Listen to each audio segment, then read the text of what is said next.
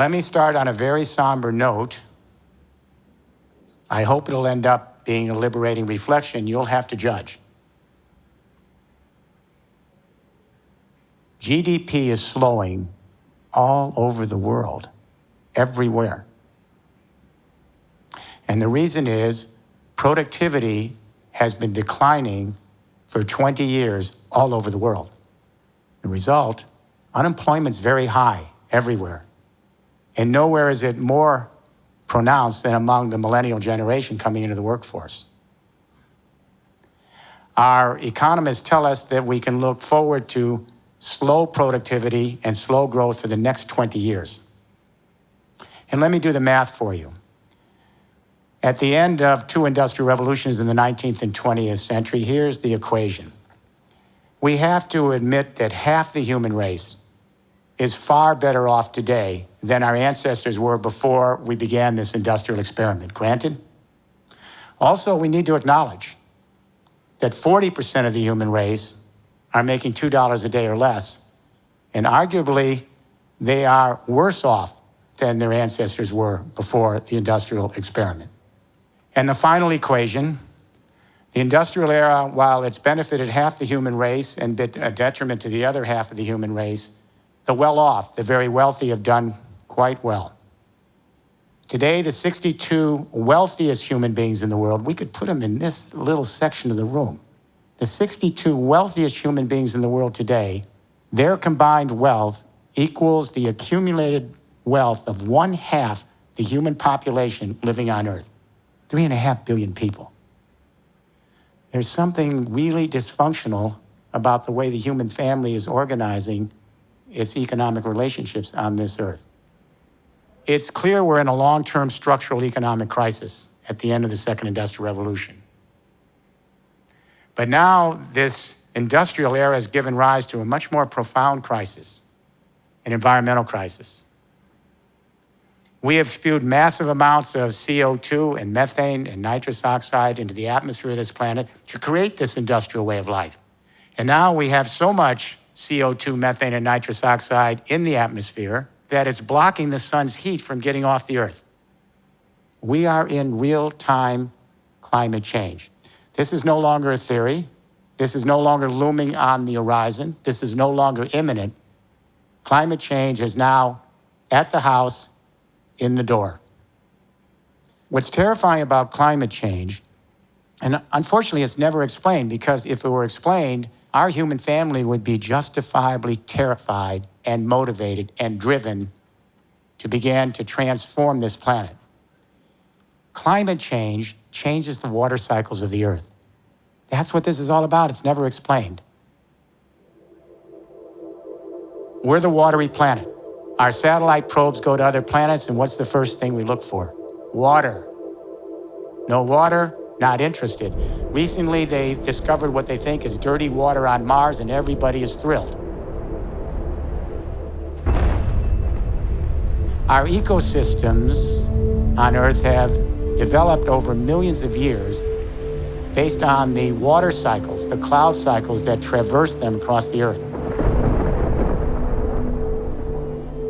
For every 1 degree that the temperature of the planet goes up because of industrial-induced CO2 emissions, for every 1 degree that the temperature goes up on this planet, the atmosphere is actually sucking up 7% more precipitation from the ground. The heat is forcing the precipitation into the clouds, so we're getting more concentrated precipitation, more violent water events, but they're more infrequent, throwing the entire water cycle of the Earth off kilter.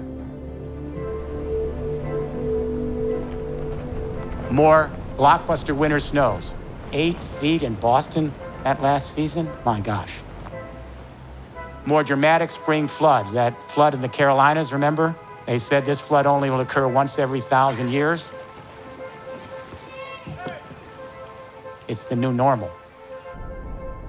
More prolonged summer droughts. My wife and I were in British Columbia, and we're coming into Vancouver, and the pilot says, we have some smoke coming in. And I turned to my wife and I said, he means smog. No, he meant smoke. Wildfires from British Columbia to California.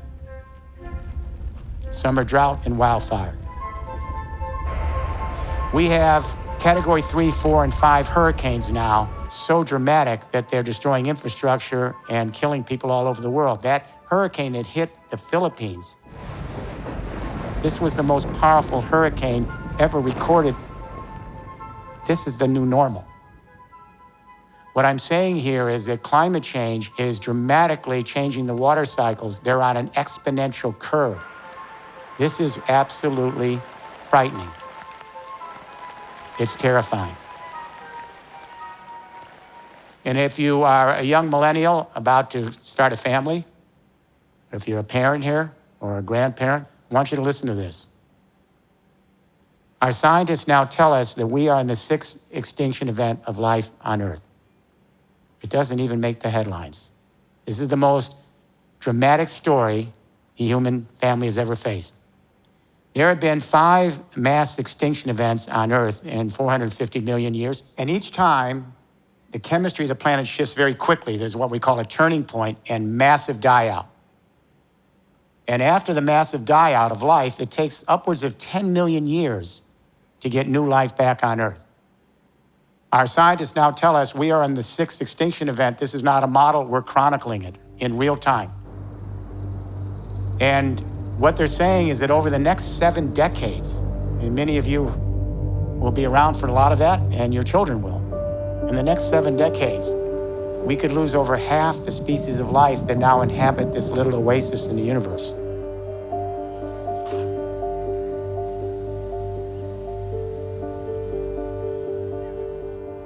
As my wife says, we just are not grasping the enormity of this moment. We might acknowledge climate change, but we're going on as business as usual with a little greenwashing.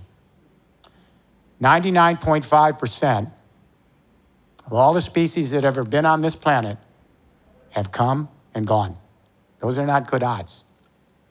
And what's interesting is human beings, we're the actual youngest species. We're the babies.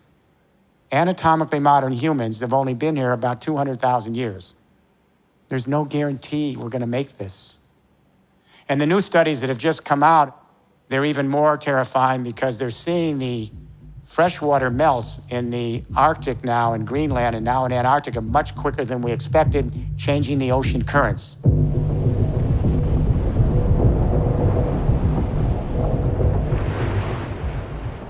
And they're talking about storms that are beyond anything we can imagine that we've ever seen in human history by the end of this century.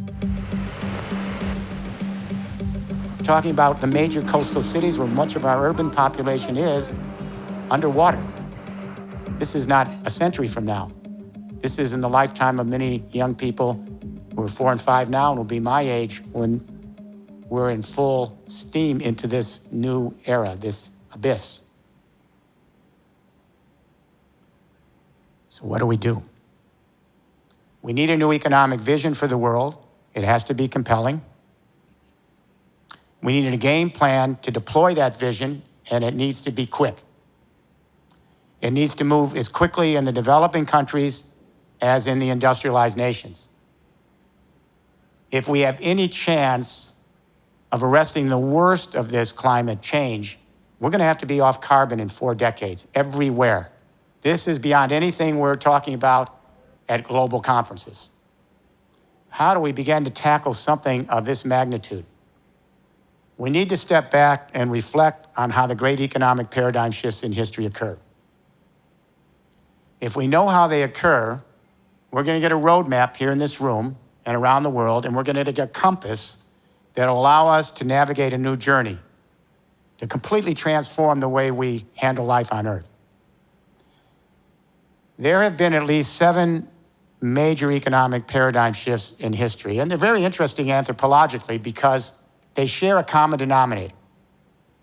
And that is, at a certain moment in time, 3 technologies emerge and converge to create what we call in engineering a general purpose technology platform. That's a fancy way of saying a new infrastructure that fundamentally changes the way we manage, power, and move economic life.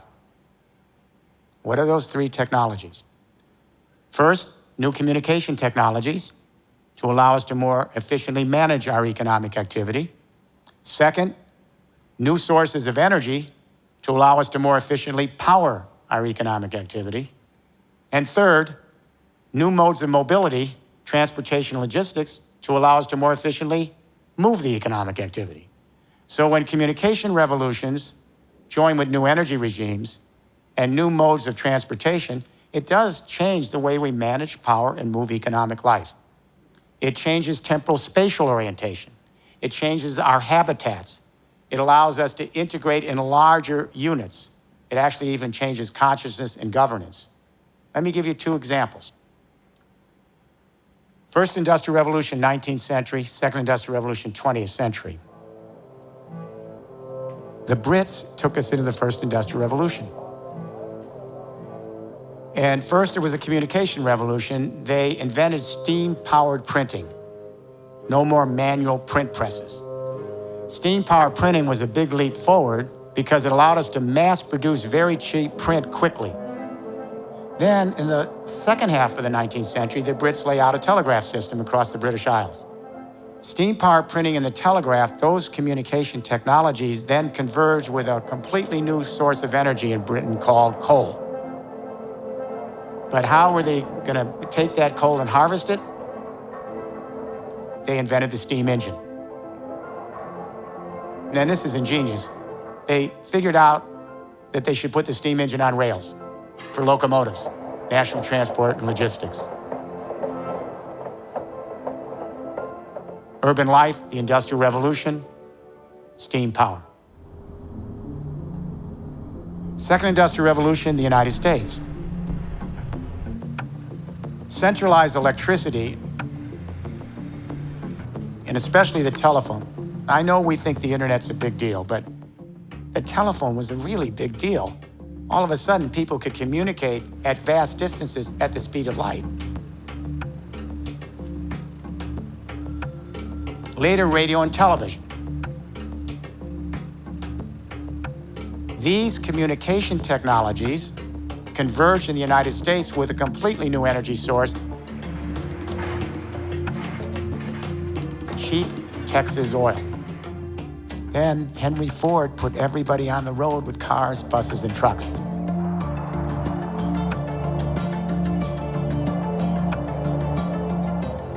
Second Industrial Revolution changed the way we manage, power, and move economic life. That Second Industrial Revolution took us through the 20th century. It took the whole world through the 20th century, and it peaked in July 2008. All right, welcome back to the show here. Oil to 147. We went. Remember that month? In that month, Brent crude oil hit a record price of $147 on world markets. And when it hit that record price, the whole global economy shut down, silence, completely gone. That was the economic earthquake. The collapse of the financial market 60 days later was the aftershock. Mayhem, carnage, a bloodbath. Call it what you want, but what we saw on global stock markets today was ill-disguised panic. Good evening. This was the day after what may someday be called Black Monday on Wall Street because it was perhaps the worst financial collapse since the Great Depression. Our policy leaders are still dealing with the aftershock, not the earthquake. Why was it the earthquake? Because the entire industrial revolution that we've gone through is all dependent on the carbon deposits of a previous period in history. You know, if we look back, let's say that we make it through this next period of history. I always wonder, what will future generations think of us maybe in 100,000 years from now? And they'll say, oh yes, we remember them. There was the Bronze Age, the Iron Age. These were the fossil fuel people. They dug up the burial grounds of the Carboniferous era and created a short-lived, dramatic, and very dangerous civilization. It's all about fossil fuels. Our fertilizers and pesticides are made out of fossil fuels. Our construction materials are made out of fossil fuels. Most of our pharmaceutical products are made out of fossil fuels. Our synthetic fiber, our power, our transport, our heat and light's all made out of, moved by fossil fuels. So when the price of oil goes over around 95 a barrel, all the other prices go up. When we get into the zone of around 115 a barrel, prices become so high that purchasing power slows. This is the sunset of a great industrial era. Now, you remember in 2009, oil went down to 50 a barrel because the economy had shut down. There was no activity. In 2010, we tried to regrow inventories, so oil prices started to go up. All the other prices started to go up. And in 2014, we hit a new peak of 114 or 15 a barrel. Purchasing power slowed down again. This is a convulsion of growth, shutdown, growth, shutdown.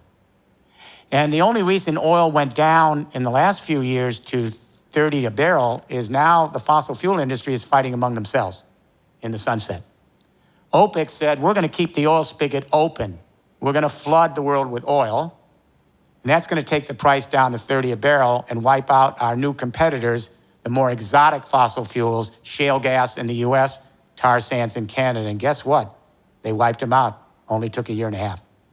Bankruptcies across the United States in the shale gas industry. And now tar sands in Canada, the pipeline's not happening. And do you hear anybody talking about energy independent right now? It's over.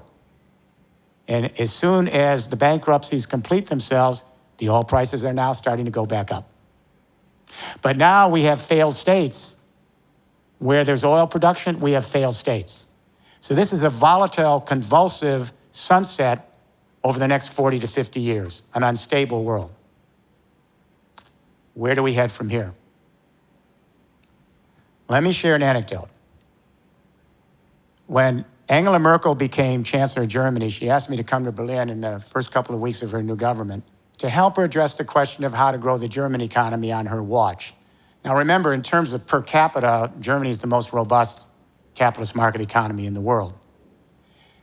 When I got to Berlin, the first question I asked the new chancellor, I said, Madam Chancellor, how are you going to grow the German economy when your businesses are plugged into a platform, an infrastructure of centralized telecommunication, fossil fuel nuclear power, internal combustion road, rail, water, and air transport, and that infrastructure peaked in its productivity in Germany years ago? Let me talk about productivity. This is crucial. Our economists are lamenting, they're asking, why has productivity been declining for 20 years? We have all these new killer products coming out of Silicon Valley. Why is productivity declining? I'm going to share with you a dirty little secret in economics that economists don't like to talk about. We used to believe that there are two factors that drive productivity in standard economic theory: better machines and better performing workers. But when Robert Solow won the Nobel Prize for economic growth theory in the mid-1980s, he actually let the little secret out. He said, we've got a problem here. When we trace every single year of the Industrial Revolution, these two factors, better machines, better workers, it only accounts for about 14% of the productivity.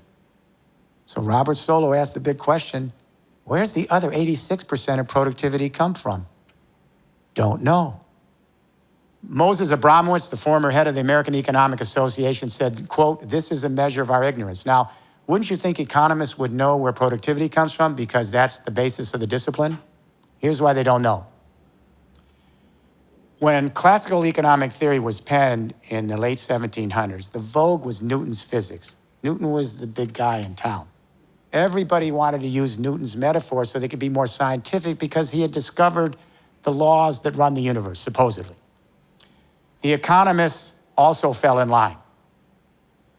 For example, you know Newton's law, for every action there's an equal and opposite reaction? Adam Smith borrowed that metaphor for his invisible hand of supply and demand. For every action on the supply side, there's an equal and opposite reaction on the demand side. Newton's law, a body in motion stays in motion unless disrupted. Baptists say borrowed that metaphor, the French economist. And he suggested that, well, supply will stimulate demand, which will generate supply, which will stimulate demand unless disrupted. All of our economic theory, if you go back and take a look at it, it's all based on Newton's metaphors in physics. There's only one problem with this. Newton's physics has absolutely nothing to do with economics. Nothing. Nothing. Economics is governed by the same laws that govern the universe, the solar system, the biosphere on Earth, and every single thing you and I do in our economic life while we're here on this planet. Here are the two laws that govern everything in the universe, including our economy. The first law of energy says, all the energy in the universe is constant since the Big Bang. No new energy has been created, no energy has been destroyed since the Big Bang. That's the conservation law. The second law of energy says that's true, that the energy isn't created or destroyed, but it always changes form, but only in one direction. From concentrated, the Big Bang, to dispersed through the galaxies. From hot to cooled off through the galaxies. From order to disorder, from available to unavailable. Entropy is a measure of the energy that's still there, but not available to do useful work. There are three systems that we can talk about in thermodynamics. An open system that exchanges matter and energy with the outside world. A closed system which exchanges energy with the outside world, but doesn't exchange matter. And an isolated system which doesn't exchange matter or energy with the outside world. The Earth, in relation to the solar system and sun, is B. We get plenty of energy for the sun. We don't have to worry about this for billions of years. But in terms of the fixed matter on this planet, we don't have a lot of additional matter coming down here. We get a few meteorites, a little cosmic dust, but whatever we have in terms of fixed matter, which is a form of energy, has been here since we blew off the sun and cooled off. All of you have smartphones on you right now, and there are little granules of rare earths in those phones. They've been here since the Earth has been here. That's a form of energy. It's a material form. So, here's what economics is all about. We extract low entropy available energy in nature, a rare earth, a metallic ore, a fossil fuel.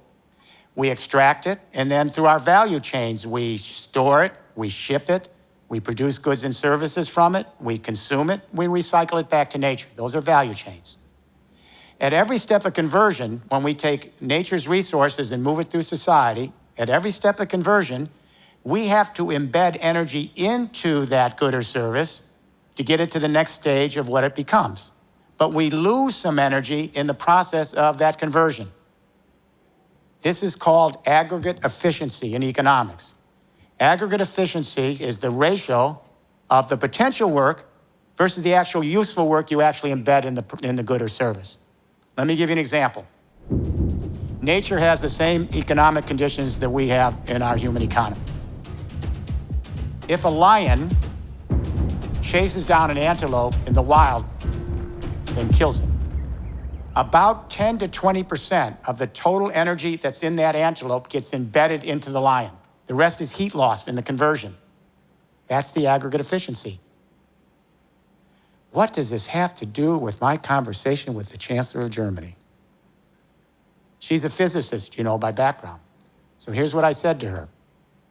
We started the second industrial revolution in 1905 in the United States with 3% aggregate efficiency. Every conversion of nature's resources through the value chains, we lost about 97%. It didn't get into the product or service.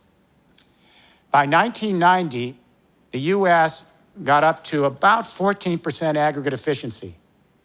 That was our ceiling. Nothing's changed since then. And I reported to the Chancellor that Germany got up to about 18.5% aggregate efficiency. That was their ceiling. Nothing's changed. Anybody want to guess which country led the world in aggregate efficiency? Japan. 20% aggregate efficiency, 1990s, reached its ceiling. What I'm saying to the Chancellor is this. You can have market reforms, labor reforms, monetary reforms. You can create incentives for killer new products. You can try to create 1 million Steve Jobs. It won't make a damn bit of difference. If your businesses are still plugged in to a second industrial revolution infrastructure, you can't get above the ceiling of 20% aggregate efficiency anywhere in the world. Why is this important?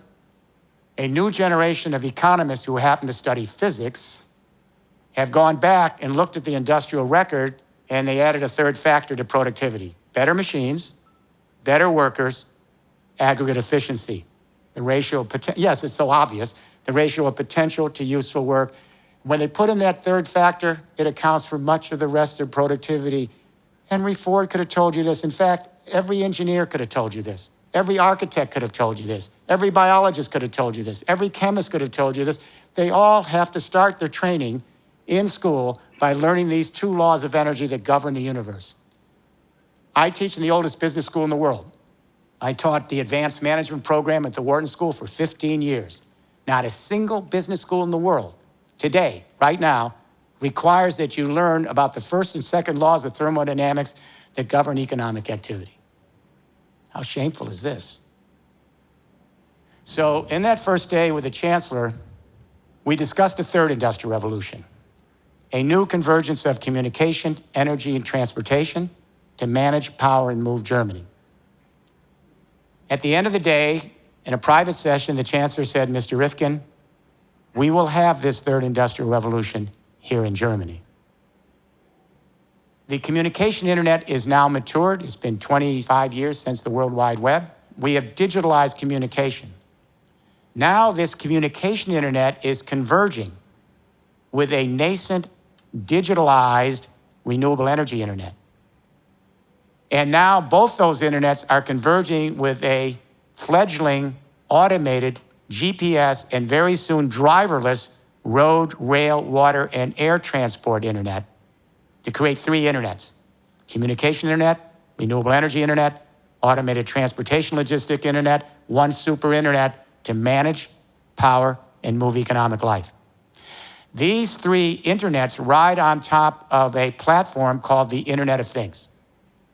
We're embedding sensors in all of our devices, as you know, so they can monitor real-time activity and then talk to other machines and talk to us.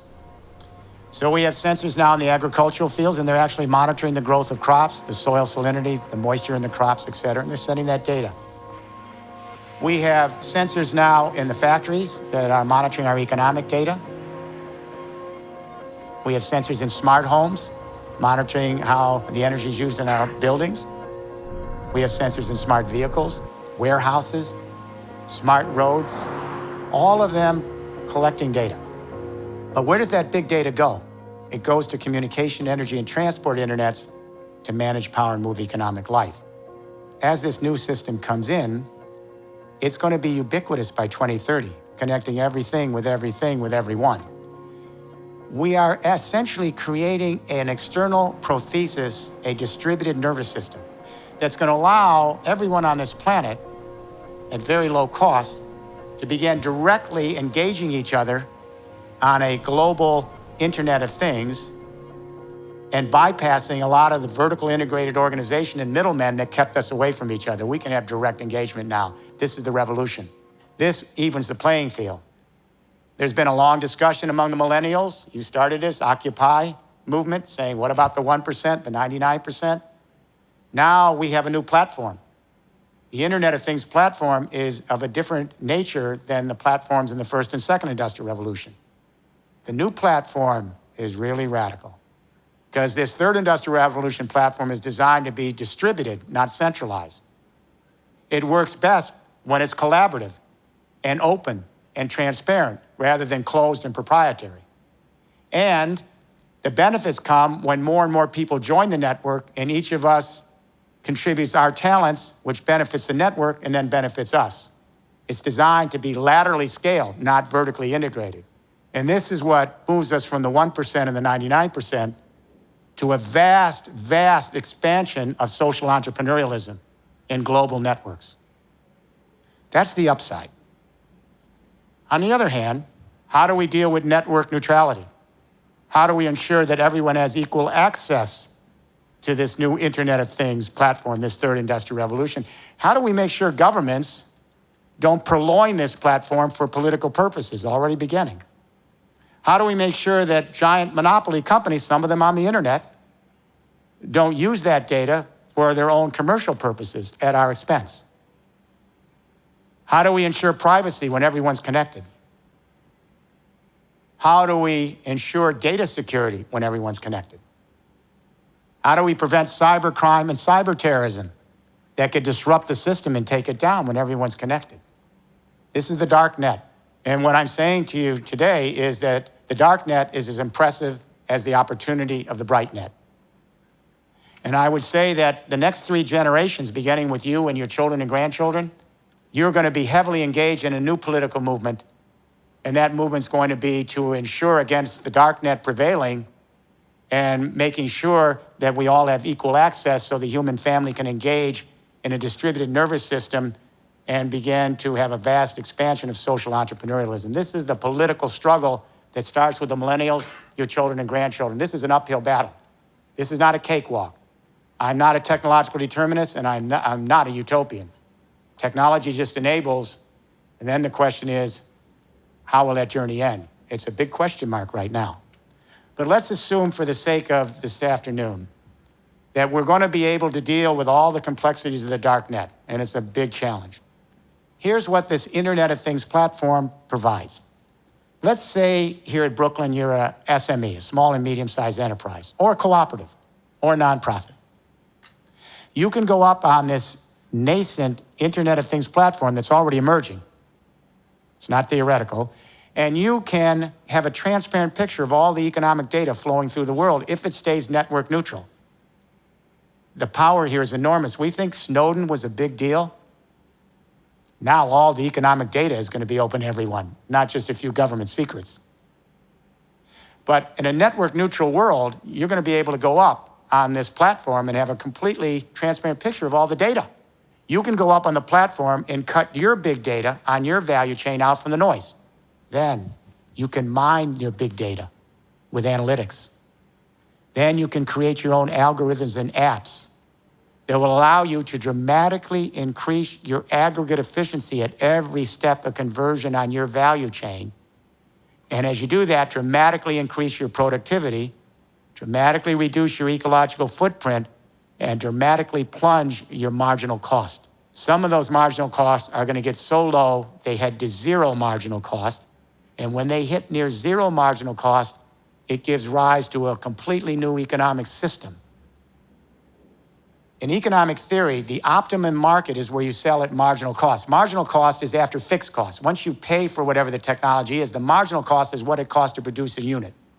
Classical economic theory, we've always said that the most optimum market is where you sell at marginal cost. Here's the problem. We never expected a technology revolution, digital revolution, that would be so powerful in its potential productivity that could actually reduce the marginal cost for some goods and services to near zero, meaning there's no longer a profit margin, and you can produce goods and services for each other beyond the market in the sharing economy for nearly free. This sharing economy didn't come out of the blue. Capitalism gave birth to this sharing economy. Let me be clear.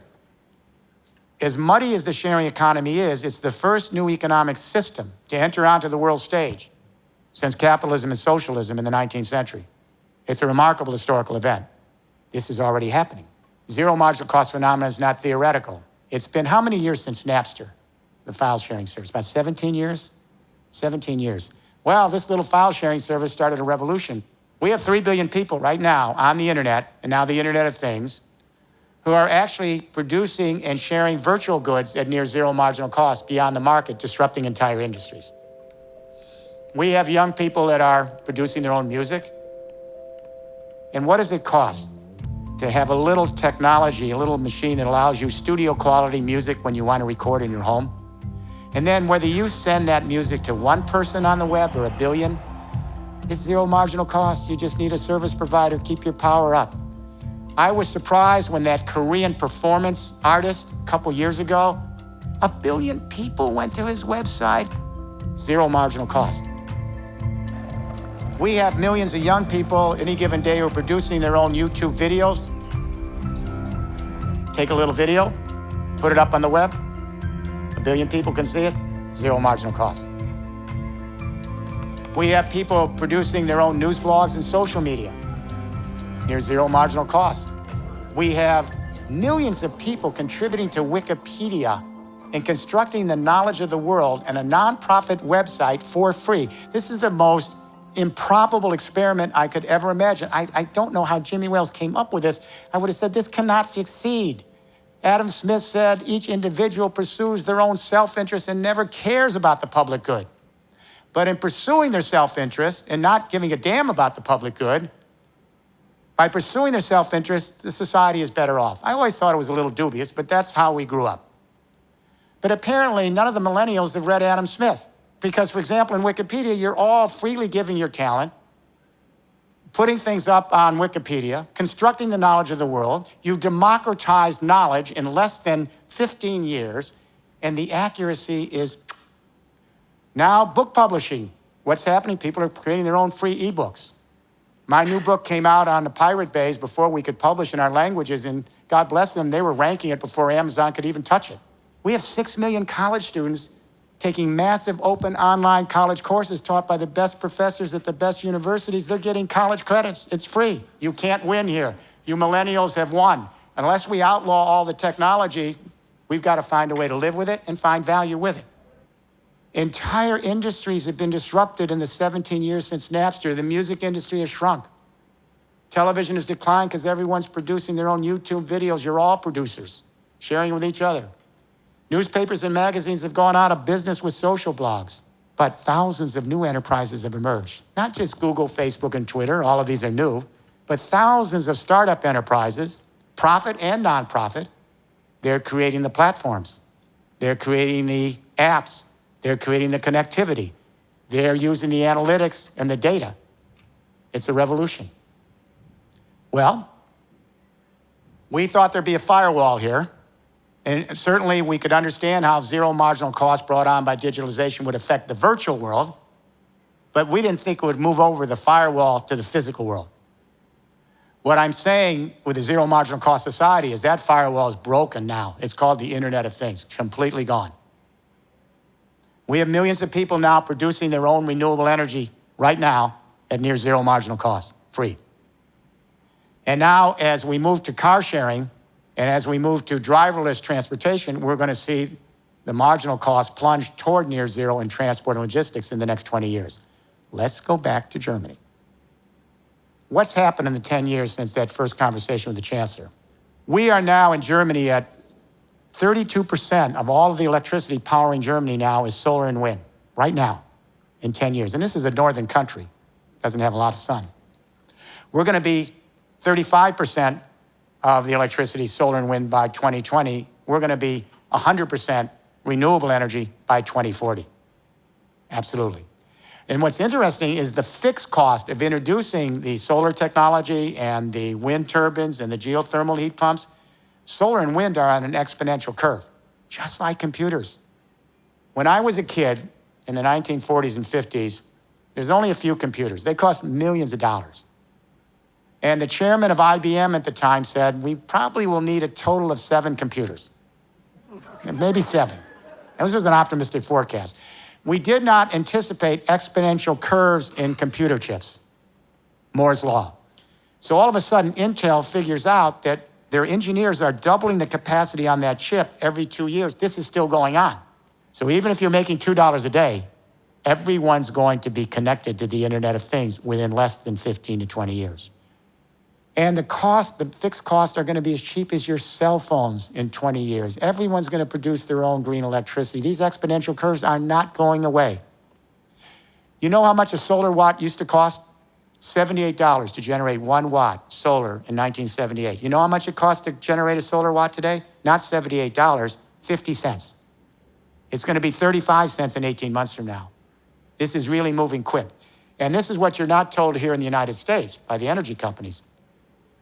We have power and utility companies, some of them in my group, global group, and they're quietly, right now, buying long-term 20-year contracts for solar and wind electricity in Europe and America, quietly, right now, for 4 cents a kilowatt hour. And the Berkeley National Labs, government labs just announced they're generating wind and solar. I think it's somewhere between 2.8 and 3.5 cents a kilowatt hour. It's over, actually, for fossil fuel and nuclear.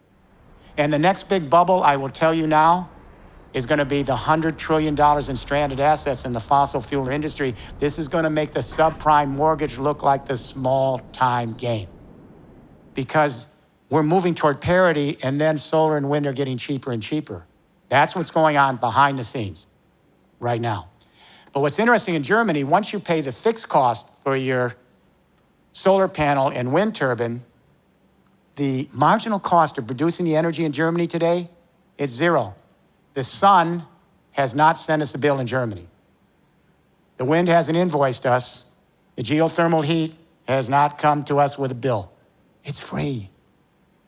So what happens when German businesses can plug in to a communication internet that then converges with an energy internet, and we digitalize the electricity grid so everyone can produce their own solar and wind and either use it off-grid or sell it back to the grid? What happens when companies plug in to an energy internet where the cost of the energy is near zero marginal cost? Think about when they have to move across their value chain, and at each step of conversion on their value chain, their energy cost is near zero. How does any second industrial revolution country compete with that? And it's not big Germany only. Little Denmark's done this. Anybody can do this. Who's producing all the new energy? In Germany, there are 4 major power companies: EnBW, RWE, E.ON, and Vattenfall, these giant global vertically integrated companies. And frankly, we thought they were invincible. What's happened to them in 10 years is what happened to the music industry, television, newspapers, magazine, and book publishing. Thousands of small players have come together in electricity cooperatives, farmers, small businesses, neighborhood associations. All of them went to the banks and got loans, these electricity cooperatives, and every bank was completely fine about giving them the loans. Why? Because they knew that the energy they generated would get a premium price when they sell it back to the market. Nobody was turned down. They're creating all the new energy. This is power to the people, literally and figuratively power to the people. What happened to the big 4 power companies? They're producing less than 7% of the new power, and they acknowledge they're out of the game. Why? To their credit, they were the most efficient means to produce and distribute centralized power, fossil fuel and nuclear power, vertical integration. But the new energies, they require millions of small players connecting where they are and collecting.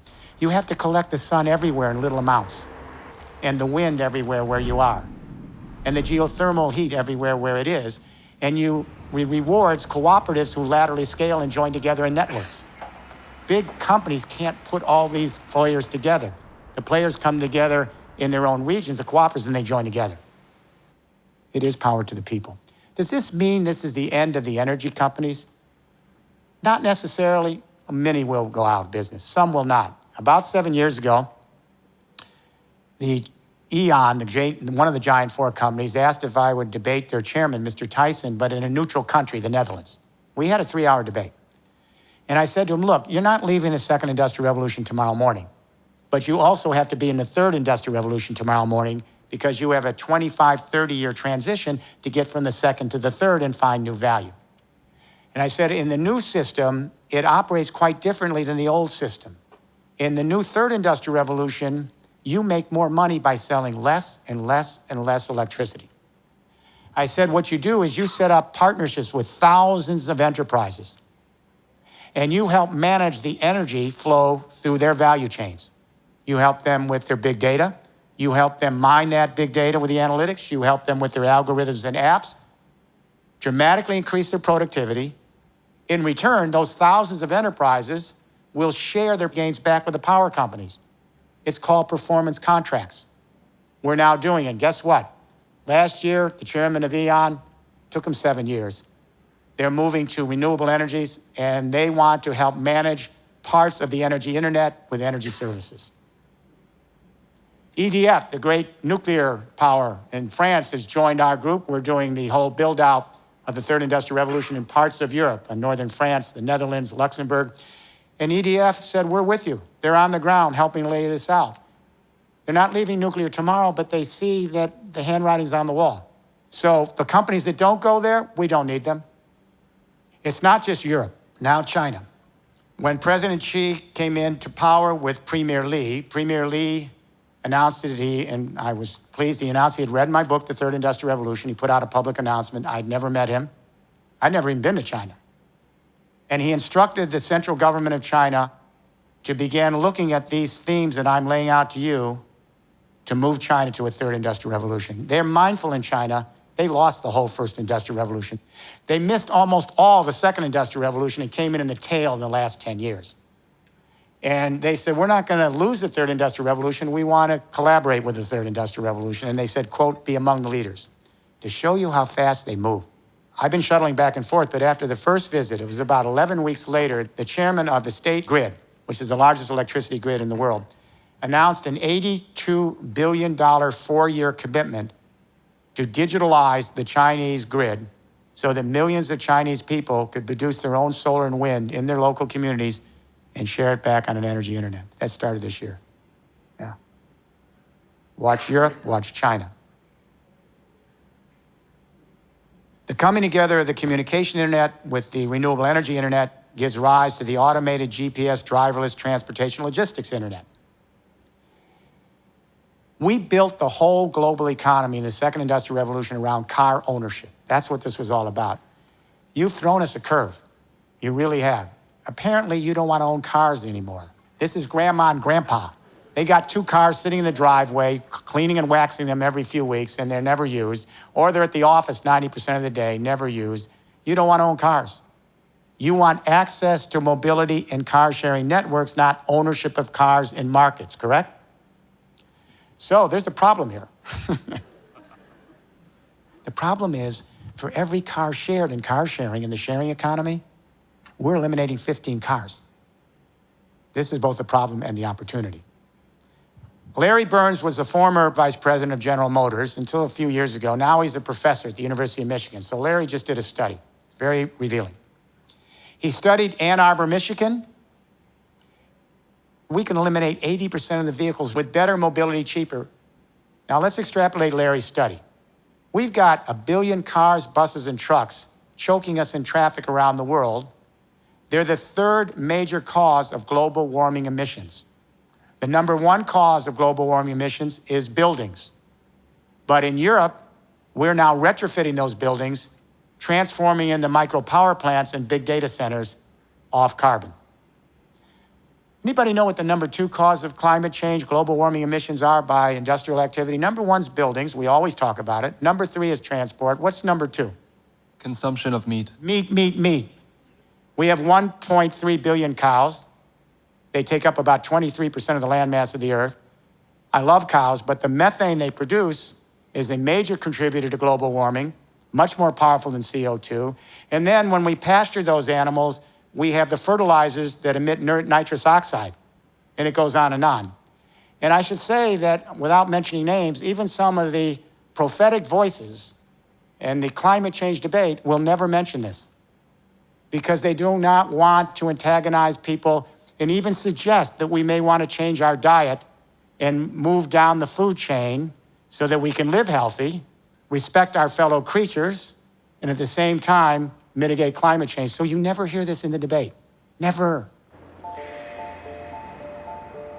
Number three is transport. So if Larry's right, Larry Burns, we're going to eliminate probably 80% of the vehicles in the world in the next 2 generations because the millennials, your children and grandchildren, are never going to own cars again. This I know.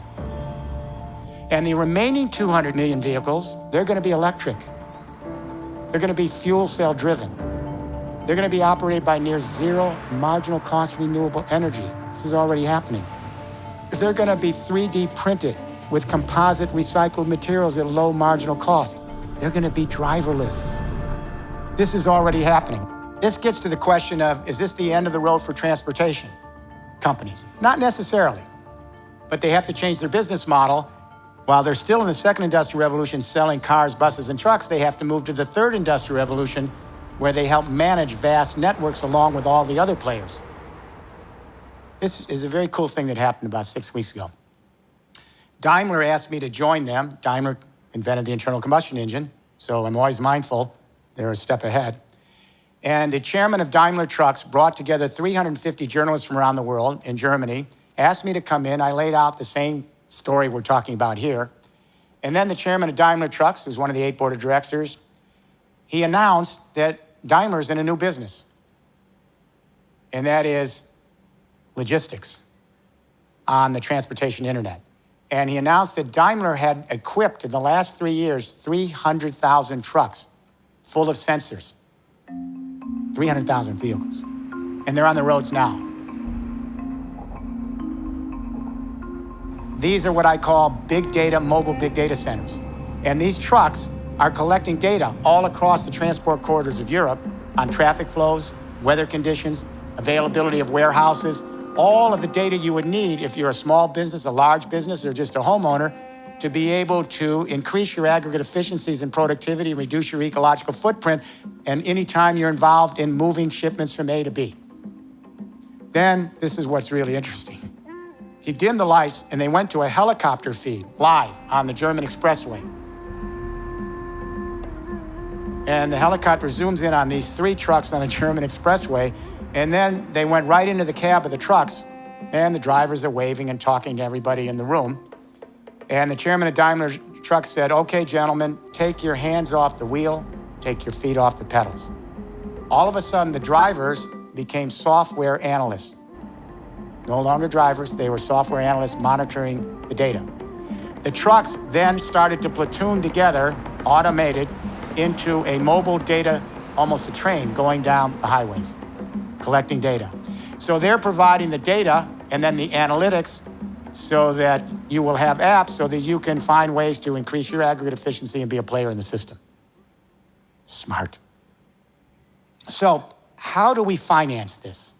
How do we pay for this? We are laying out a plan in Europe called Digital Europe, Smart Europe. And working with the European Commission, we're building this out over the next 10 years. But the big question is, how do we pay for this infrastructure region after region across all of Europe to connect us in a digital world where we can begin to enjoy the new opportunities? So the question came up in Brussels, and I said, we've got all the money we need. The problem's not the money, it's what we're doing with the money. I'll give you an example. In America, it's the same situation. In Europe, we spent 741 billion equivalent US dollars on infrastructure in 2012, 1 year alone. That's just a bad recession year, typical. The problem is what we spent it on. We spent the money on an old second industrial revolution platform. Remember what I said to Chancellor Merkel? And we peaked in the productivity 20 years ago at 20% ceiling, and we can't get anything more out of it. We're stalled, which stalls the economy, stalls the smart startups, stalls the entrepreneurial expansion.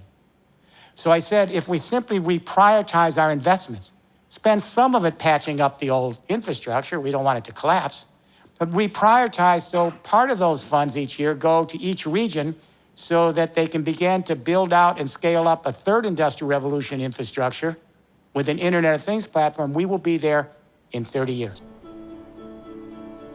This year, we reprioritized our funding at the EU, and beginning in January of next year, regions across the EU will secure EU funding, leverage against private equity, and each region will customize and build out, like Wi-Fi, their plan, and then connect up region to region to region. We call it Digital Europe. We have a similar plan called China Internet Plus across the regions of China. Where's the US here? The coming together of this revolution will involve every industry: telecom, cable, ICT, consumer electronics, transport, logistics, construction and real estate, all the retrofitting. All the industries are involved. And it means work. What I'm suggesting here is that we have one last surge of massive employment involving semi-skilled, unskilled, professional, and conceptual labor. We have to build out this smart infrastructure. Robots aren't going to do this. We have to take the entire energy complex of the United States. Think of all the infrastructure and all the technology, all those stranded assets. We have to convert all of that infrastructure from fossil fuel nuclear to distributed renewable energy. We have to retrofit every building in the United States. That's what we're going to do in Europe. Because you can't install the renewable technologies until the buildings are efficient. That means huge jobs for energy service companies and for the construction and real estate industry. Robots won't put in the insulation and the new windows and the doors. And then we have to install all the renewable energy technology.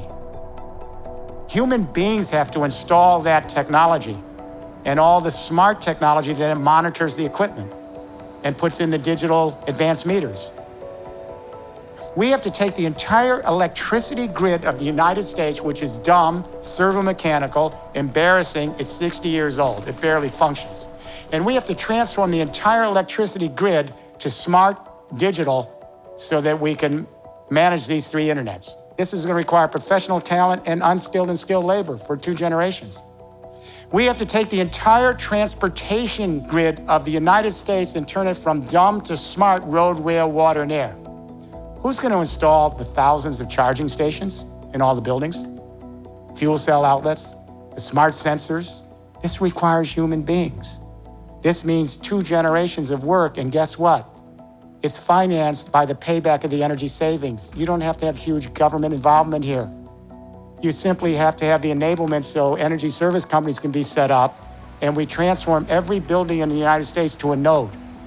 These nodes then connect, and they are the big data centers. They are the micro power plants. They are the transport hubs with electric charging stations. The nodes connect like Wi-Fi, and all those nodes, those buildings, homes, offices, factory, that's your Internet of Things. That's a huge job for the construction industry, and you pay back by the energy savings. You can't default on the loans. But the technology doesn't do it alone. We have to change consciousness. I'm only guardedly hopeful. I'm not naive, I'm guardedly hopeful. I think that what I've said is really a tough challenge. But I'm guardedly hopeful because human beings are the most social creature on this planet. When we get the story right, we move quickly. I'm always amazed when I fly and I see electricity grids across continents and highways and urban centers, and I think, my God, that was all done in 50, 60 years? It's amazing. When we get the story, we move quick. We're a very social creature.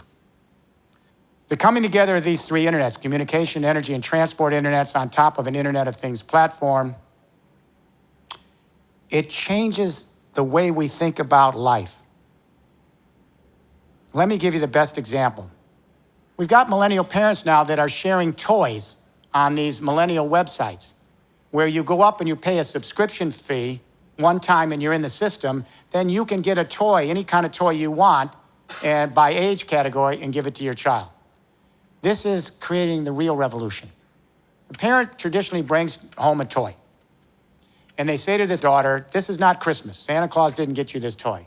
We bought this toy at a store, and we're giving this toy to you. This is your property.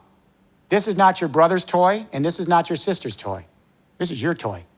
You need to take responsibility for it and take care of it. What did Mom and Dad just say to me? The first thing I caught is this isn't my brother and sister's toy. That's pretty relevant. Now, status, power, negotiability. I'll never let my siblings ever use this unless they pay the price. They're learning possession of property in markets. There's nothing wrong with that. But now on these toy sharing websites, parents are bringing home these toys, and pretty soon they're going to come in a driverless drone at near zero marginal cost. Now the parent's giving this toy and saying, another little child played with this toy, and she had a lot of fun with it, and she really took good care of it because she knew one day you'd want to play with the toy. And we hope you take good care of it because one day another child will want to play with the toy. What the child is learning now is this toy is not a possession. It's not status. It's not power. It's not negotiable. It's simply access to an experience for a moment of time, then another child gets to use it. They're learning how to be part of a circular economy where we distribute things in the sharing economy over and over and over. Nothing goes to the landfill.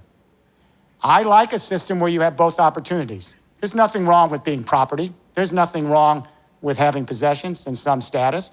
But it's also nice to have another option where part of our life is being able to access an experience in time and then share it with someone else.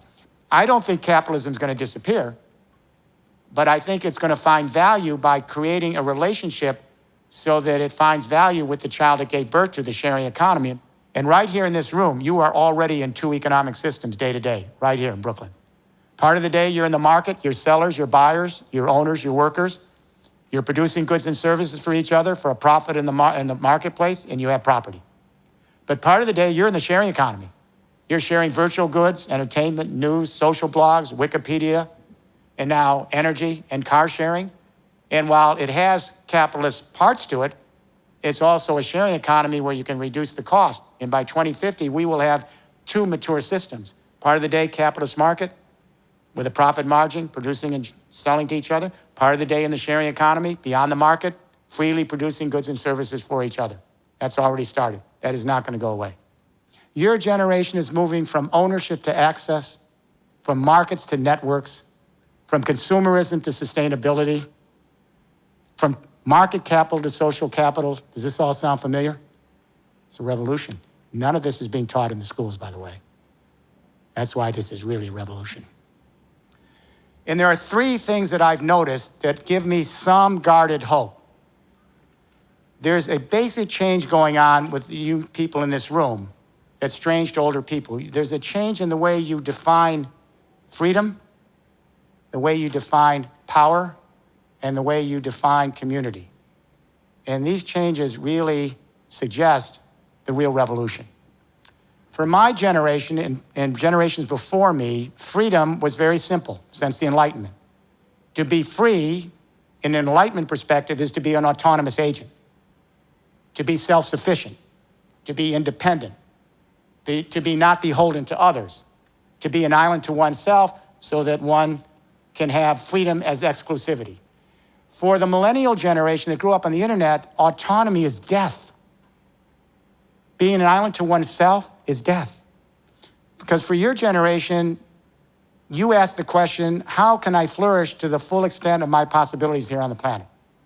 And it's clear that your answer to that is, I flourish to the extent that I'm embedded in network after network after network, community after community, where I can share my talents, and those talents can benefit the network and come back to benefit myself.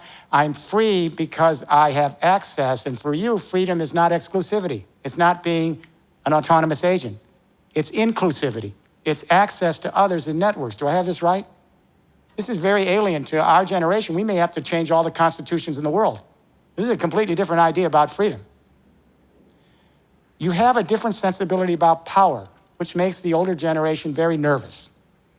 We essentially have believed that power always has to be a pyramid. It goes from the top down. That is power. There's no other way to define power. It's a pyramid, from the one to the many. But young people that grow up on the internet, it's strange because you grew up thinking that power has to do with the networks you're engaged in. For you, power is not vertical, it's lateral. For you, power is being enmeshed in network after network where you benefit each other. Open source. This is so strange to our older generation. We do not have this notion of power. It makes no sense to us, actually, but it makes total sense to you. And finally, I think most importantly, we're seeing a change in the way a younger generation perceives identity to community. I grew up in a post-Westphalian world, the nation state. We were very clear on community. That is, each individual is born to be an autonomous agent, and we're each sovereign. We are each a sovereign to ourselves. And each of us, as a sovereign to ourselves, we compete with other sovereign individuals in the marketplace for scarce resources in a zero-sum game. Our nations represent us because they are sovereigns. And they represent all the millions of individual citizens who are sovereigns against other nations. And each nation then competes with every other nation for scarce resources in the marketplace or the battlefield in a zero-sum game. That's the post-Westphalia nation-state world. Here's my question. Does anyone here believe that we're going to be able to address climate change and bring the human family together and take our responsibility for our fellow creatures in the earth we live in with that worldview? Anybody? What we're beginning to see with millennials, and I don't want to overstretch this, but I'm beginning to sense a shift from geopolitics to biosphere consciousness. Just beginning to see it. Hope it doesn't go away. I don't think it will. The biosphere is that 19 kilometers from the stratosphere to the ocean, where all life and all the chemicals on the planet interact to maintain the ecosystems, the biology of the earth. We're getting 14-year-olds coming home with biosphere consciousness, and so they're becoming the biosphere police. We got young people coming home and saying to their father, why are you using so much water here while you're shaving? Can't we turn it off once in a while? We're wasting the water. They're saying to their parents, why is the little red light on the TV? We haven't been in that room for 3 weeks, wasting electricity. They're saying to their parents, why are there 2 cars in the driveway? Why can't we at least car share one? They're saying to their parents. This is the one I'm particularly fond of, and it brings a smile to me. We actually have young people coming home, and at dinner time, they're asking their parents where the hamburger came from on the table. Yes, I'm sure some of you have had this experience. They're saying, did that hamburger come from a rainforest? Did they have to destroy the trees for 4 little inches of topsoil, which only gives you 3 years of grazing, so that that cow could become my hamburger? And when those trees are destroyed for the topsoil to graze the cow for the hamburger, the kids are smart enough to understand, the high school kids, that those trees harbor rare species of plant and animal life that only live in those canopies. They go extinct. And then they connect the dots.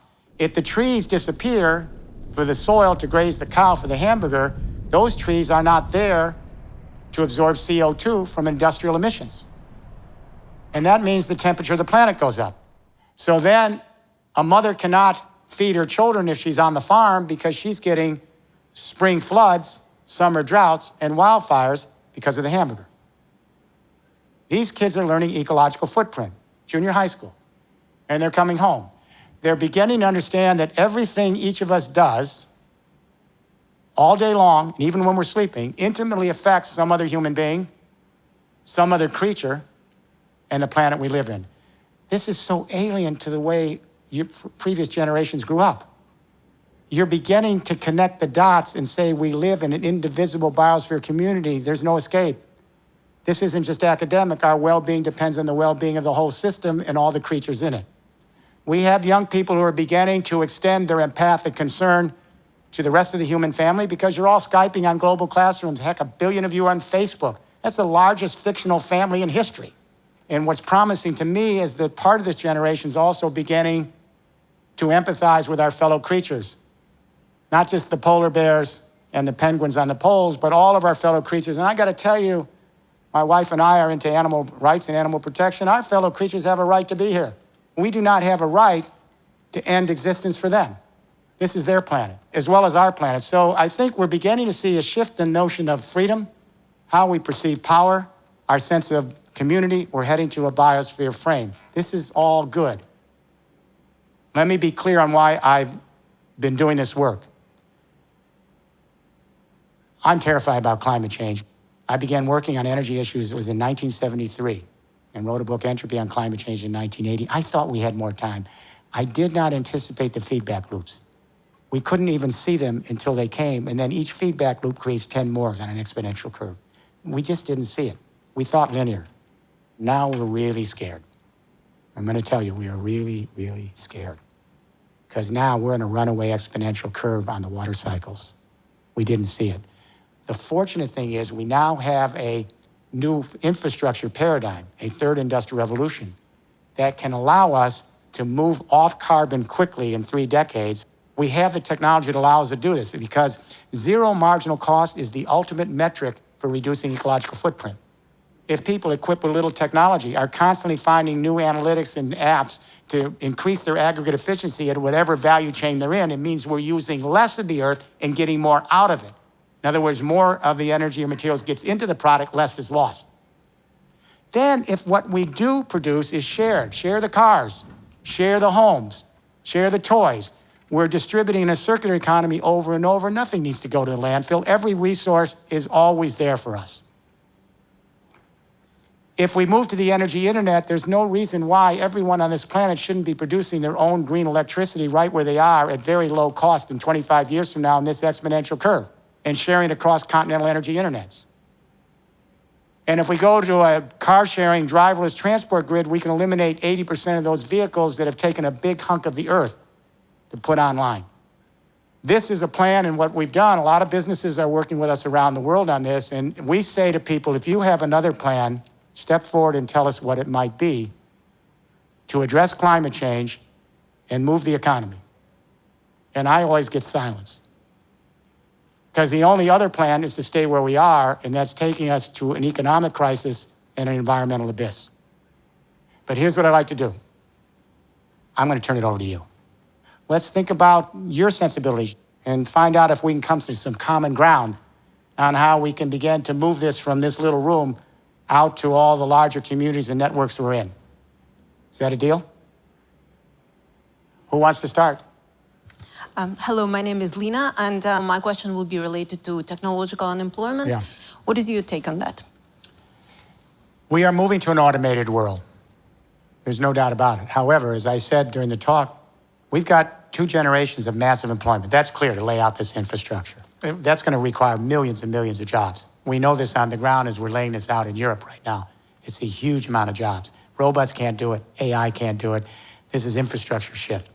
However, as this smart digital economy and society moves in, it can be run by very small supervisory workforces with analytics, big data, algorithms, and apps. That's why we call it smart world, smart society, smart economy. Then what do we do once we have the smart society in and it's automated, running by analytics? We're not going to pay people just to do nothing. We already know where the employment's going. And that is, as we continue to automate the market economy, employment's shifting to the nonprofit social economy and the sharing economy. We already know that. The nonprofit sector is the fastest growing employment sector right now in the world. It's about 9.5, 10% of the American employment, paid employment's in nonprofit. Why is it heading there? Because in the social economy, the nonprofit economy, and large sections of the sharing economy, social capital is as important as market capital. And in this realm, the nonprofit realm, the social economy, the sharing economy, it requires human beings, engage with other human beings. Machines are only supplemental. We will never have a robot raising a child and interacting with them in a child care center to develop their brain. It's never going to happen. They may bring the lunch to the kid, the robot, but it's going to require human beings working with those children. And whether it's in parts of healthcare, in the knowledge industries, in cultural areas, humans with humans. The only other question is, how does this sector survive financially? Johns Hopkins University does a study of nonprofits in 40 countries every few years, and guess what they found? Over half the income for nonprofits, which are one of the biggest employers now, comes from fees for services. If you're doing health research, you set up a health clinic. You get fees for services, and then you can continue to do your nonprofit research.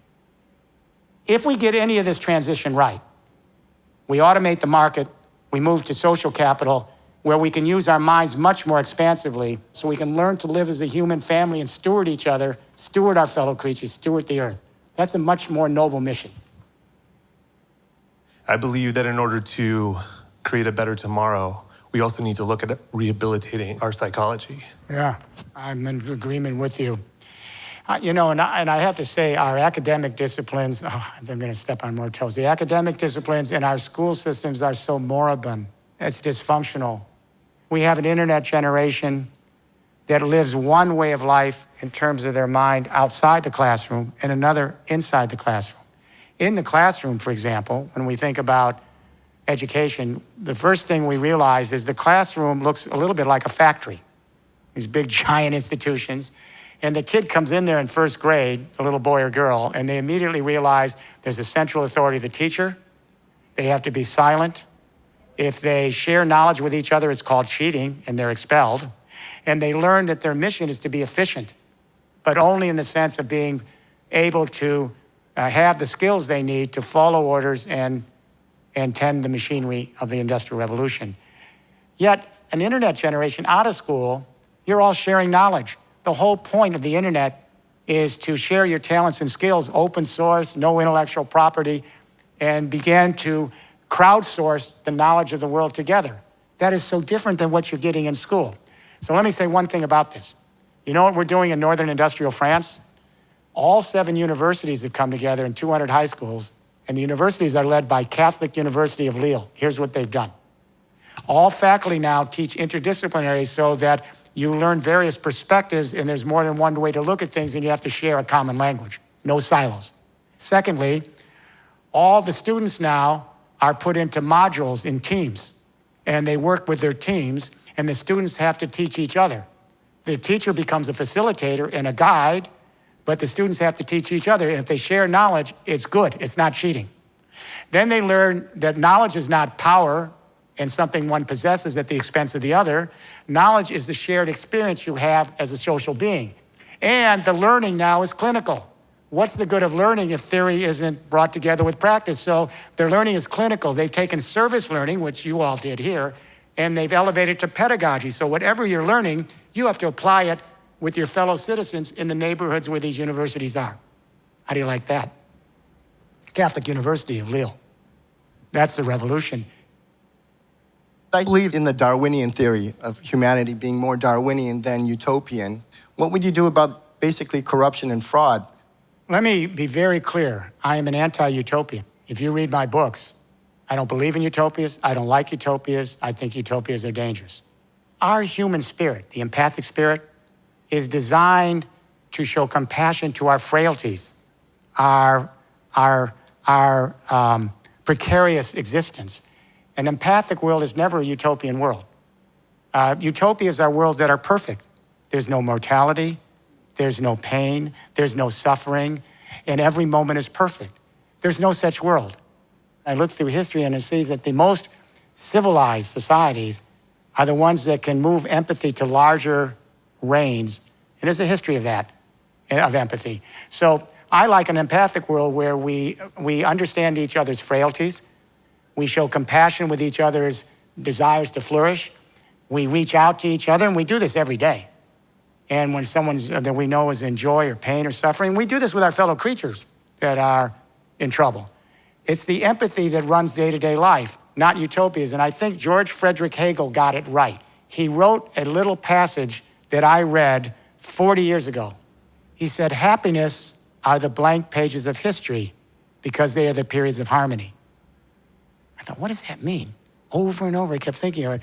Well, he's right, because when you read historians and you read their view of history, you think we're pretty pathological creatures, because historians always chronicle the mayhem, the genocides, the wars, the redress of social grievances, because those moments are extraordinary, not ordinary. They imprint a stamp on us. They move us to fright and flight because they're so extraordinary, they're remembered for generations. But when you then chronicle all of history as if it's a series of these very, very dysfunctional episodes in life, you get a pretty dire picture of the human race, correct? Happiness are the blank periods of history where most of us, as we evolve our empathic concern to larger social units, our day-to-day life is reaching out to each other in some ways to help, to show our concern, to provide our compassion. It's not the few. We do this as the multitudes. I'll give you an example, cooperatives. You never hear about cooperatives in business school. There are banking cooperatives and housing cooperatives and agricultural cooperatives and construction cooperatives. In some countries, they're the largest banks. They're the social housing. It's never mentioned in business school because it's a different form. It's people coming together and sharing their destiny. This is the true sharing economy, cooperatives, and that's why they're the engine, the vehicle for the new sharing economy, but they're never mentioned. Societies that are able to nurture the empathic sensitivities that are in our neural circuitry are the ones that don't have to worry as much about the secondary drives, which are brutality and corruption and all the bad things that go with it. So I have a little bit better picture in my mind of the evolution of the human race. What I'm suggesting is the next stage is biosphere consciousness. As we begin to see climate change impacting our entire community, and there's nowhere to escape, we begin to realize we're part of that community. And so we're getting a younger generation that's beginning to empathize with our fellow human beings and our fellow creatures in one biosphere. This is a hopeful narrative of the human race with all the dark periods in between. So I hope you leave with that message. At least I believe that the history of the human race is to overcome and to transcend ourselves and to empathize in larger social units until we see ourselves as part of one life force on the planet. I'm Tony. I think you might be coming up against something with these new corporate agreements that they want to foist on us, TPP, TIPS, and so on. But they do seem to contain provisions that would put corporations at an advantage over governments, over elected governments. Well, let me give you a counterpose. There's another kind of agreement emerging with very different politics. President Xi and Premier Li introduced an idea called Belt, One Road, the Belt and Road Initiative. This is a very different initiative because here's the U.S. trying to isolate, if it will, China with its specific agreements, corporate-led. And the Belt Road Initiative is the idea of resurrecting the old Silk Road from Shanghai to Rotterdam. But it requires a different sensibility. Originally, it was designed just to get a railroad across the hinterlands, crossing the Stans all the way into Europe, and a Mediterranean route around the southern edge and to Italy. But then it quickly escalated to a conversation, wait a minute, Europe's doing Digital Europe, the Internet of Things platform, third industrial revolution, and that it not only will be in the EU, but our partnership regions in the Mediterranean. That's a billion people market. 500 million in the Union, 500 million in our partnership regions in the Mediterranean, North Africa. China has a similar plan that we've worked with them. It's identical, called China Internet Plus. So the conversation quickly led to, wait a minute, Europe is China's largest trading partner. China is Europe's second largest trading partner. How about a Belt Road Initiative from Shanghai to Rotterdam? That's now in deep conversation, but it requires a different sensibility. No one can control the Internet of Things platforms centrally because it's designed to be distributed. That's the resiliency of the system. And so that if any one power, any nation across the region, is going to try to control it from the top, you can't do it because you can go off grid. And I think all the parties are aware of this. And in my dealings in Beijing and Brussels and Berlin, they're aware that this is a new partnership. It requires collaboration. You gotta share best practices. You gotta share the science and technology. You gotta get over the suspicion. Everyone benefits in the network. It's not geopolitics. It isn't we control, we close, and then we overpower you. It doesn't work in an Internet of Things world. You have to have it borderless. It has to be open. It has to allow you to have a distributed ability to go off and on when you want and have blockchains. So I think this Belt Road Initiative is quite interesting because it may not just be for Eurasia.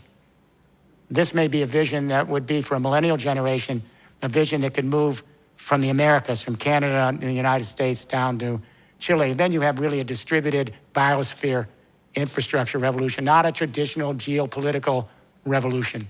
And therefore, it requires everyone to be involved because everyone's a player. My name's Danielle. How do you see your vision and what you've been talking about affecting large food systems in industrialized countries as well as developing countries? You know how much energy the agricultural system uses? About a third of their cost are energy costs. The fertilizers, those are fossil fuels. The pesticides, those are fossil fuels. The machinery, it's all run by fossil fuels. The packaging, the plastics, it's made out of fossil fuels. The water that they have to bring in and irrigate, the electricity grids run by fossil fuel and nuclear power to move the water. So if you want to take a look at agriculture, it is a huge player. Not only that, the fertilizers emit nitrous oxides, which are much more potent in terms of their impact than CO2. You know that 40%, I believe it is, of the land that's used for agriculture in the world today is to grow feed for animals. It takes at least 8 pounds of feed to create 1 pound of beef. That makes the transport industry look like super efficient. It's the most inefficient system we know on the food chain.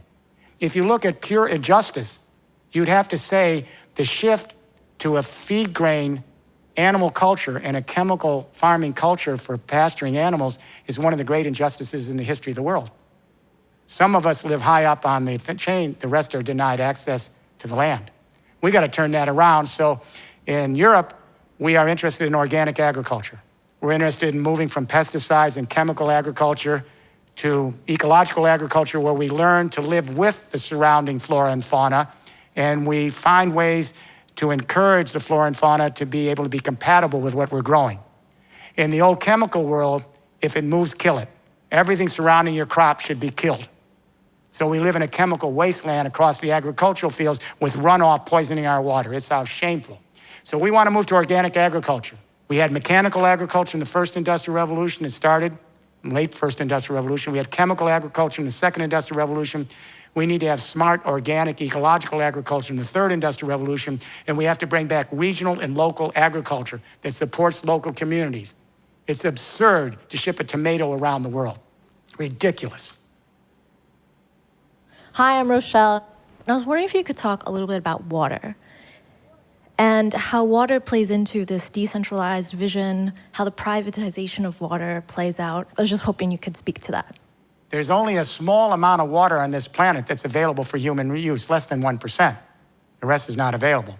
There is a deep nexus between energy and water that's never explained.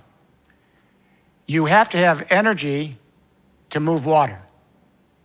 And that is that 8% of all the energy we generate in the world, power, goes to extracting water, treating water, moving it through pipelines in water, and recycling the waste. But you need water to move energy. This isn't well known.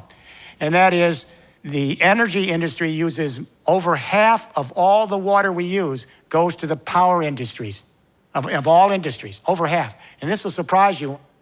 In France, which is 80% nuclear power, you know how much of the water they use for cooling the nuclear reactors in France?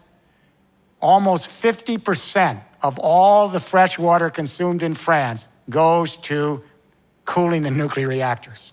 Yeah. And when the water comes back, it's heated. So it's dehydrating ecosystems that are already facing drought for their agriculture.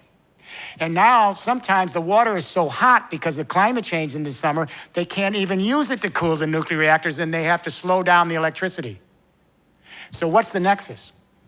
We have to begin to create a new plan so that people get control over their water in a distributed system that brings water together with energy. And I'll give you an example of why.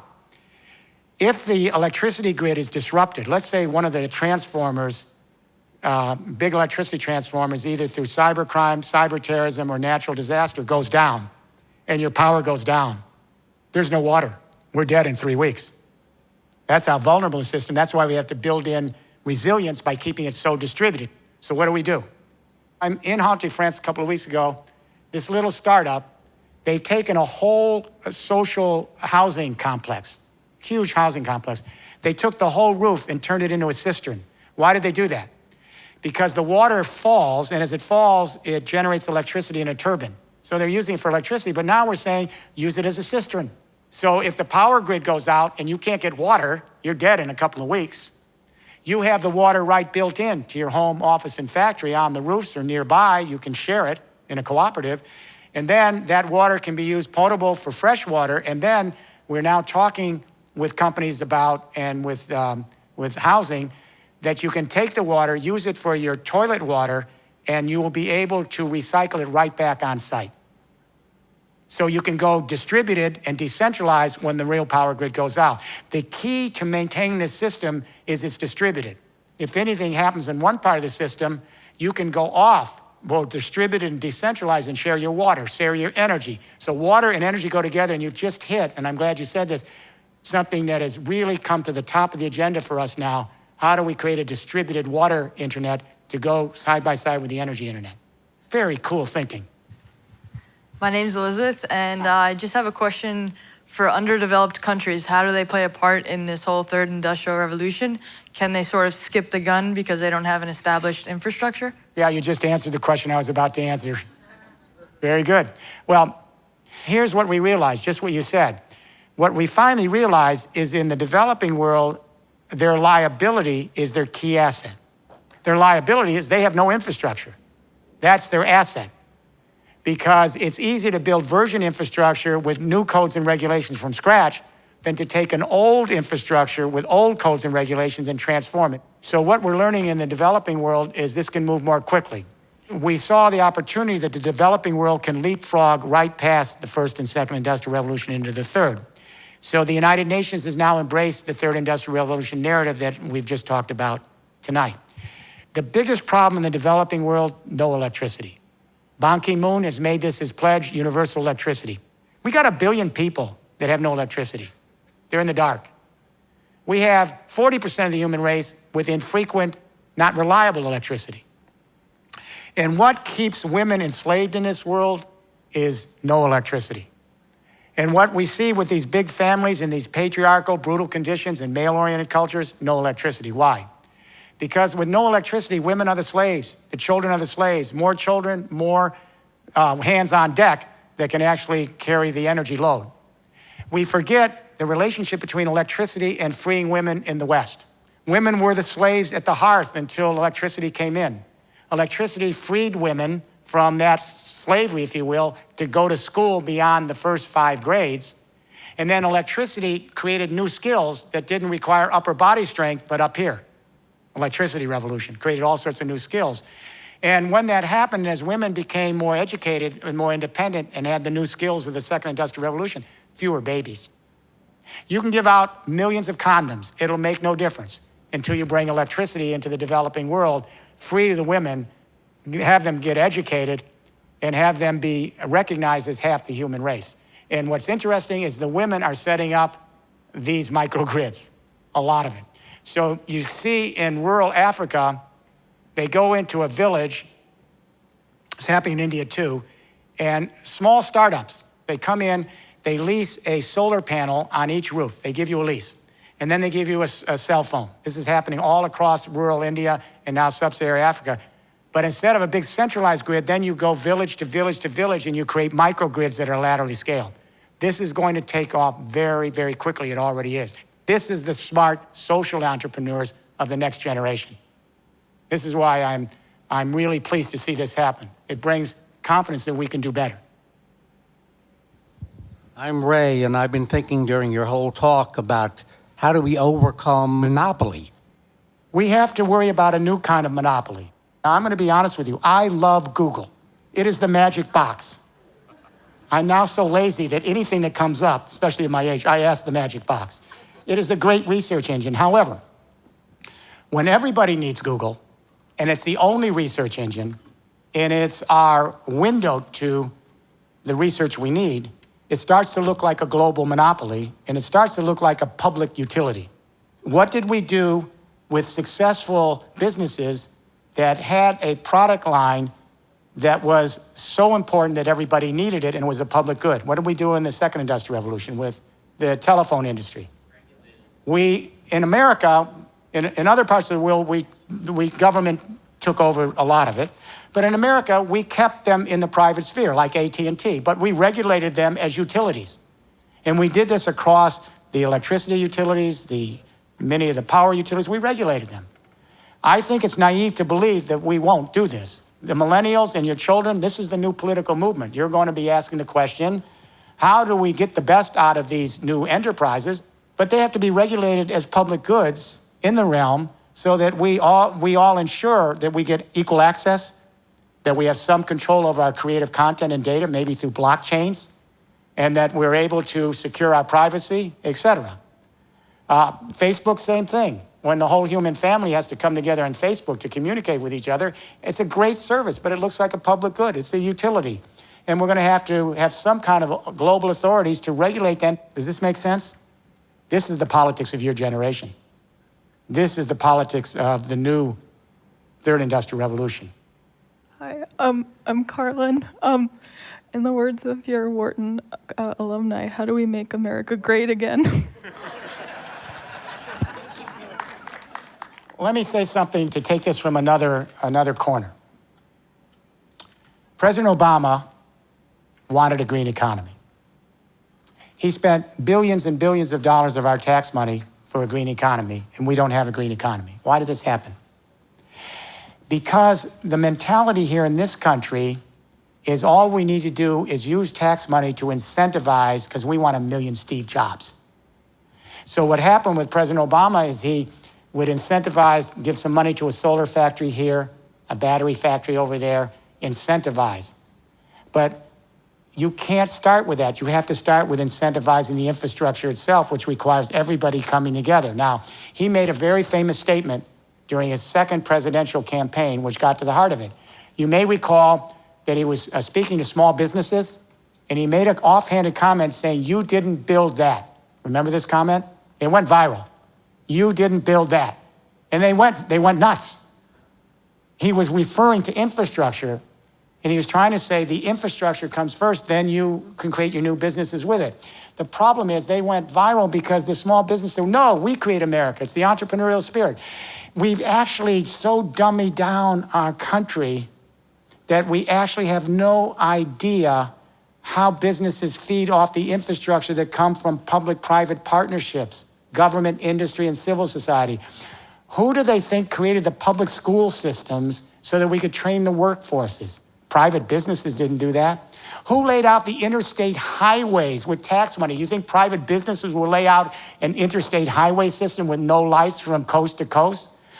Who underwrote all the pipelines that had to bring in the electricity, the gas and the telephone industry, on and on and on. In fact, let's look at Steve Jobs. The fact is that most of the research that went into his smartphone was government-funded research. He marketed the product. But we've so dummied down that half the country or more doesn't want the government to do anything. They don't even want the government. This is the failure of the United States. We do not have a social market economy. Europe does.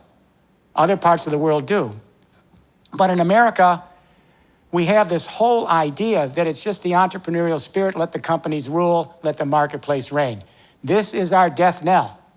Because if we can't work together in each county and each state with business, civil society, academia to lay out this platform and create the regulations, codes, and standards, then the new businesses come, then the new models plug in.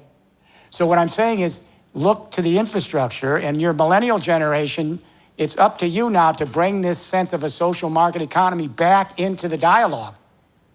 We need government, we need business, we need the civil society, we need public capital, we need private capital, and we need social capital. All three equal players at the table.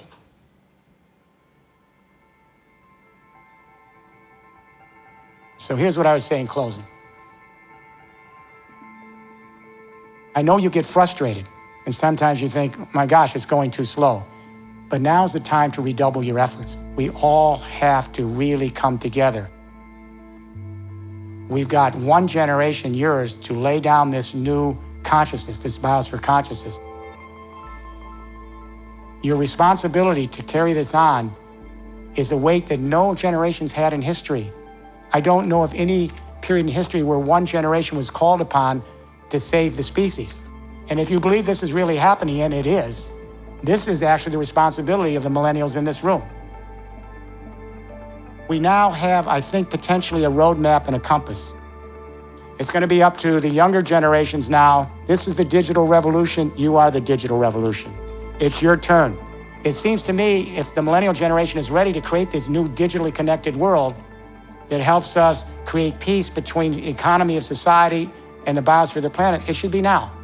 And what you have to do is you have to join together in the virtual world, in the physical world, on the ground, in the communities, both in the infrastructure, in the politics, and the social engagement. You got to make this happen. I'll give you one little mission. How long is it going to take for a millennial generation to prepare a bill of particulars for a declaration of human responsibilities and stewardship of our human race, our fellow creatures in the planet we live in? And then you have 1 billion young people in a cohort in Facebook, and they're all declaring this. Then you're at the table. You're at the table virtually and physically, and then 1 billion people strong, you should be able to do this in a very short period of time. This doesn't take a lot of organizing.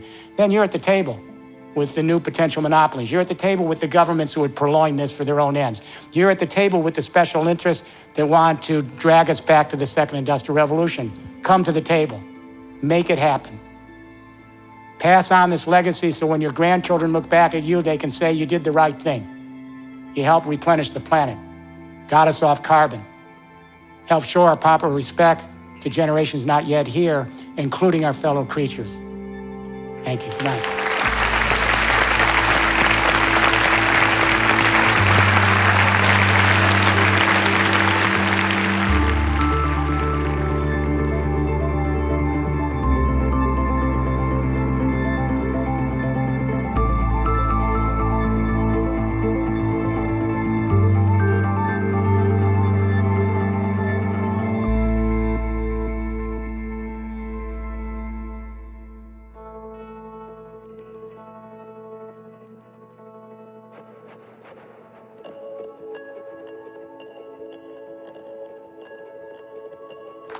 Hi. Right now? Yeah. Hi, I'm Kelsey. Hi. I study design and technology, and what I wanted to say was that, You're like, Parsons? no, Okay. SBA. Okay. But like the real problem is that a lot of people who have this passion and who like really do care about this stuff, we're getting purchased out, and like, Yeah. so the real thing is like everyone doesn't have the same enemies. Like, the people who really care, like they're going to be purchased, and they're going to end up working for someone somewhere, and they're going to feel like they have to compromise. Yeah, no, I understand. Well, they it's, really it's a wanna delicate game every day. You know, as you get older, you have to think about what is, life goes really quickly. And if one doesn't have the commitment at 25, you're not going to have it at 50. And this time, we need a generation that can stay close to the mission all the way through their life and pass it on to the kids. And I understand how difficult this is, believe me. Hi, thanks for coming. Thanks so much for this. It's very enlightening. My pleasure. Do you have any recommendations on how to get more involved at a local level? Brooklyn's ideal. Brooklyn should be the place. Absolutely. This is where a lot of the startups are. I 100% agree with you. I interviewed like 30 people for the documentary I'm working on, including Robert Reich, and they all are optimistic long term. I'm only guardedly hopeful that demographics is on our side. It's called the millennials. Millennial generation is more sustainable, more ecological oriented, but I think it's an uphill battle. As Thomas Paine said, every generation must recreate the world anew. The digital generation, you're there, do it. You don't need to look back at those who are our history. Look to the future of what you want for your children.